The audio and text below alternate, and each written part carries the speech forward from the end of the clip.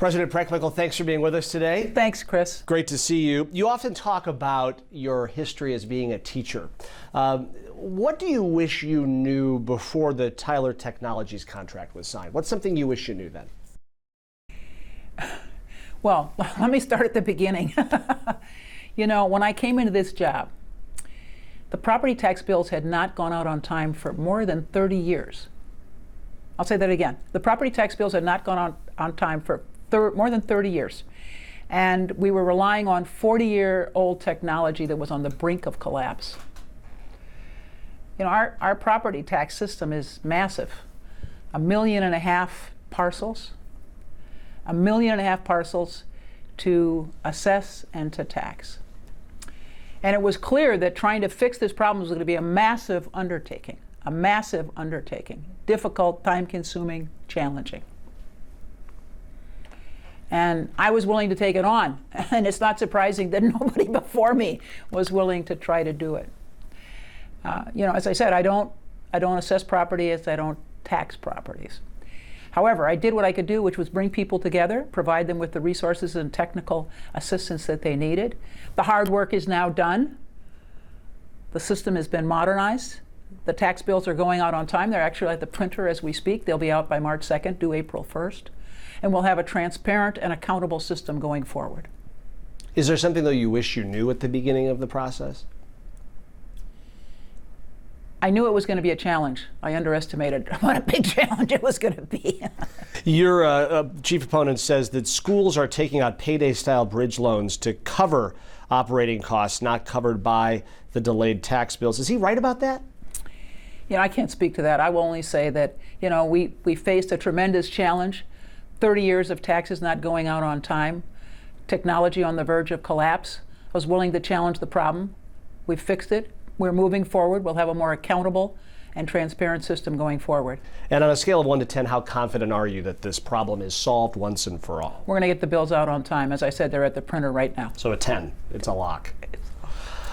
You have called Brendan Reilly Trump's man in Chicago. How is that the case?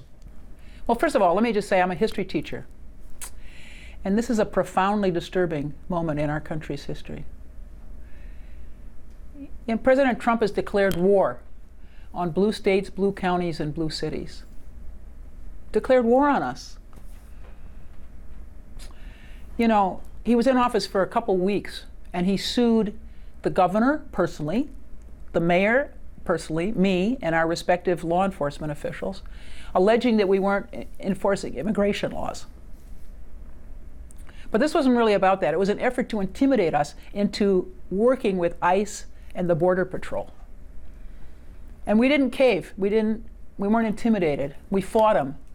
And the case was thrown out in federal court in the fall. And they didn't even appeal it, because it wasn't about that. It was about trying to force us, push us, crush us, and get us to cooperate with ICE and the Border Patrol.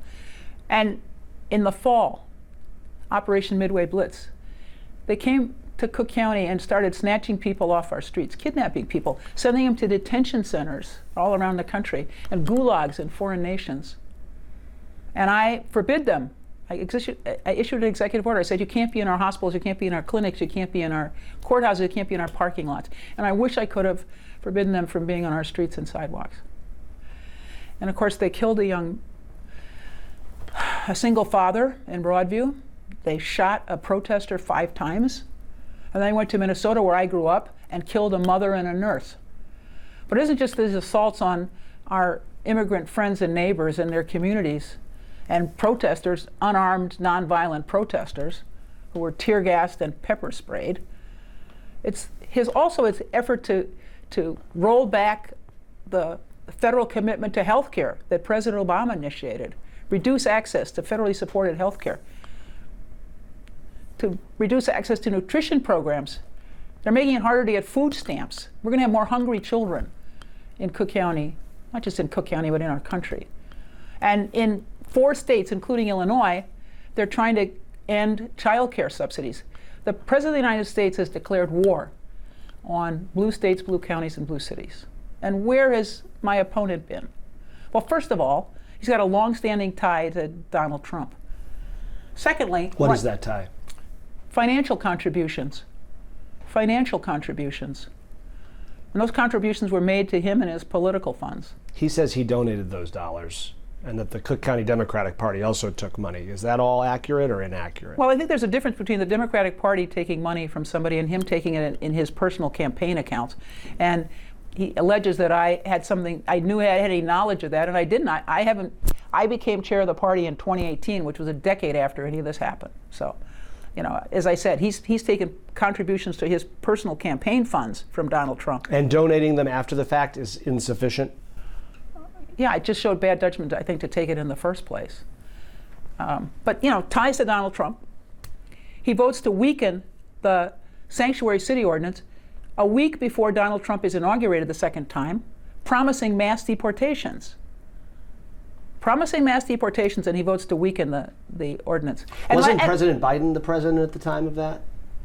Wasn't President Biden? It was a week before Trump was to be sworn in. It was like January 15th, and Trump was sworn in on the 22nd or the 21st. So when he says, hey, it was a very different time and place, Biden was in office, ICE wasn't. It was a week before. Fair, I'm just trying to understand.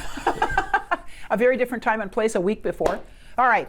And then when the governor and the mayor and I are sued and we're fighting the federal government in court, he has nothing to say, not a peep out of him.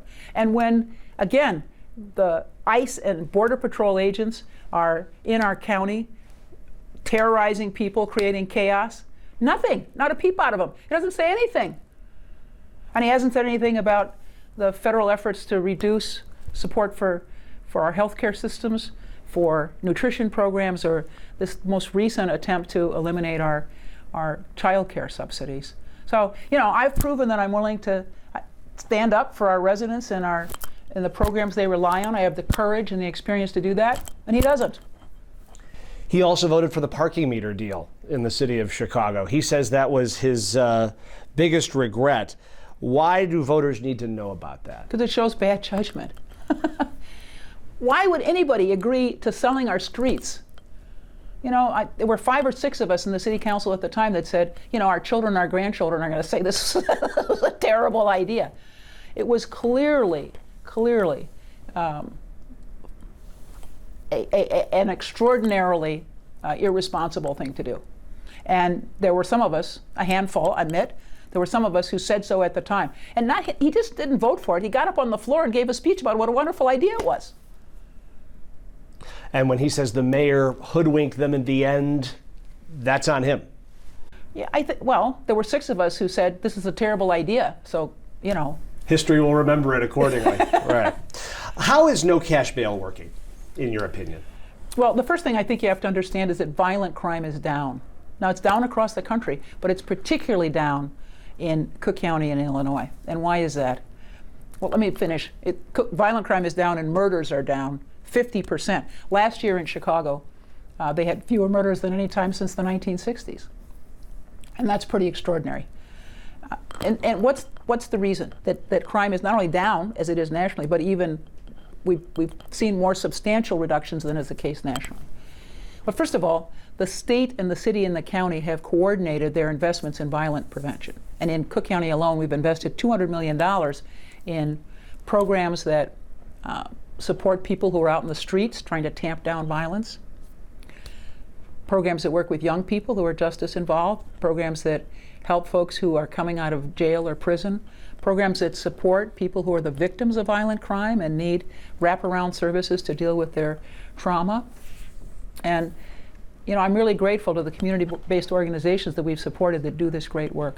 But it's also true that we've invested in the elected officials in the public safety arena. So that in the last decade, the budgets for the chief judge, the state's attorney, the public defender, the sheriff, and the clerk of the court have gone from $1 billion to $1.8 billion. So they've staffed up and they've gotten the technology they need to do the job. So it's a combination of investing in our public safety stakeholders and investing in community-based organizations that do violence prevention work that have led to these significant reductions in violent crimes, and again, a 50% reduction in murder in the last 4 years in Cook County. How about electronic monitoring? How is that working? Well, you know, I think electronic monitoring is a safe and effective alternative to detention. But when serious violations occurred, they need to be addressed promptly. And Chief Judge Beach has introduced some new protocols to be sure that anyone accused of a serious violation is in court within 24 hours. and I will support him in his implementation of those new protocols. What about the case of Bethany McGee on the Blue Line, set on fire allegedly by Lawrence Reed, who had 70 prior arrests? Is that an example of there are some big flaws that need to still be addressed? Well, first of all, I have to say my heart goes out to this young woman and her family. This is a horrific, terrible tragedy. But you shouldn't make public policies on the basis of these horrific public tragedies. You have to make it on the basis of the data across the board.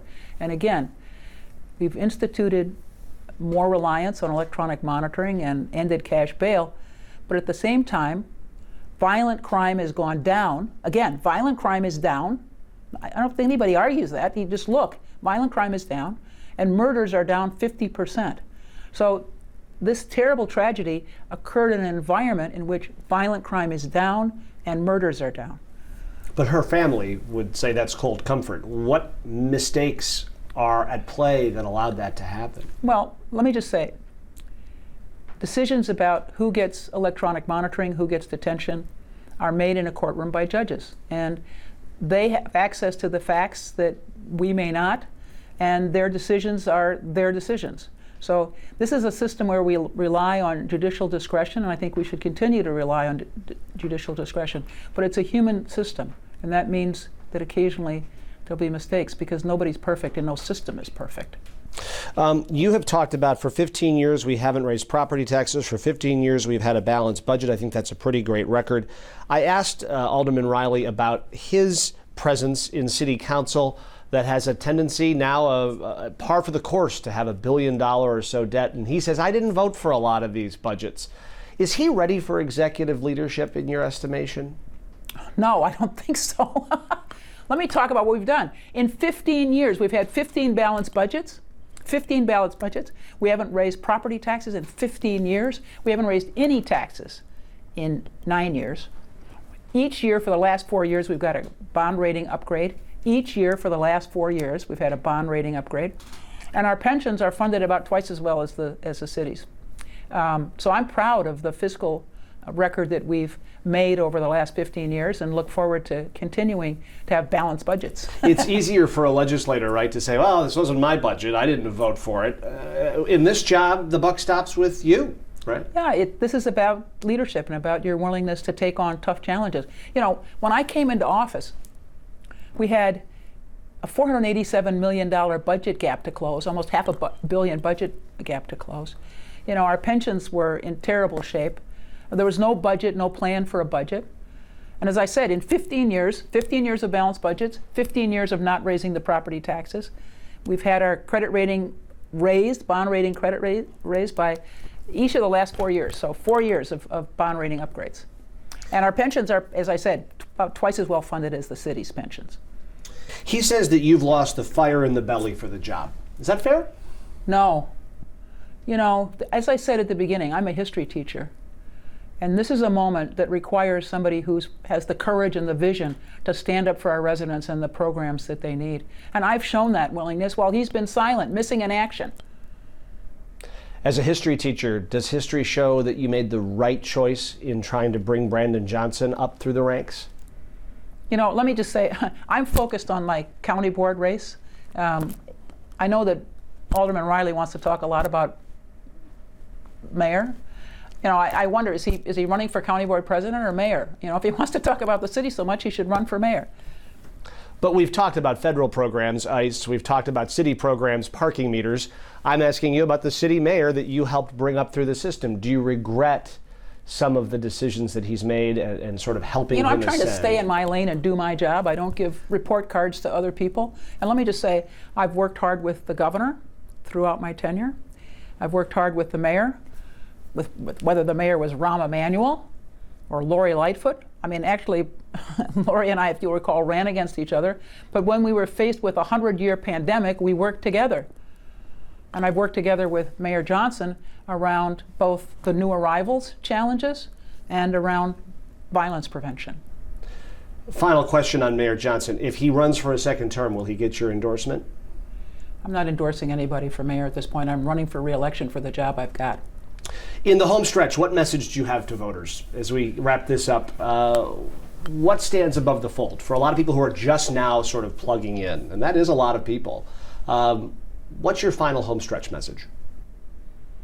First of all, I'm the only candidate in this race that has the courage and the experience to stand up to Donald Trump in a moment when he's declared war on blue states, blue counties, and blue cities. And I don't say that lightly. He's declared war on us. You know, I'm proud of the record that we've established, the fiscal responsibility, the investments we've made in healthcare. When I came into this job, we were providing healthcare to people. We've been doing that for 180 years, anybody who comes to the door.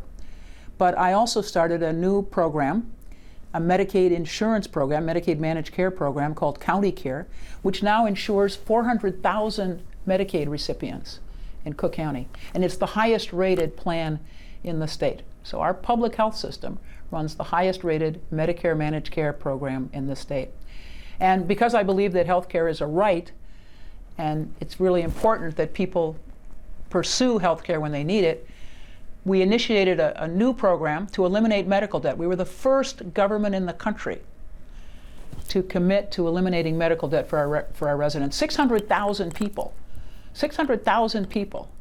More than 10% of our population have had $800 million in medical debt eliminated as a result of this initiative. So we're continuing to look for innovative ways in which we can support and help the people in Cook County, because that's the responsibility of government, to try to support and provide good services and meet the needs of the people that you serve. And I'm grateful to have had that opportunity for the last 15 years, and I look forward to 4 more. Cook County President Toni Preckwinkle, thanks for your time. Thank you, Chris.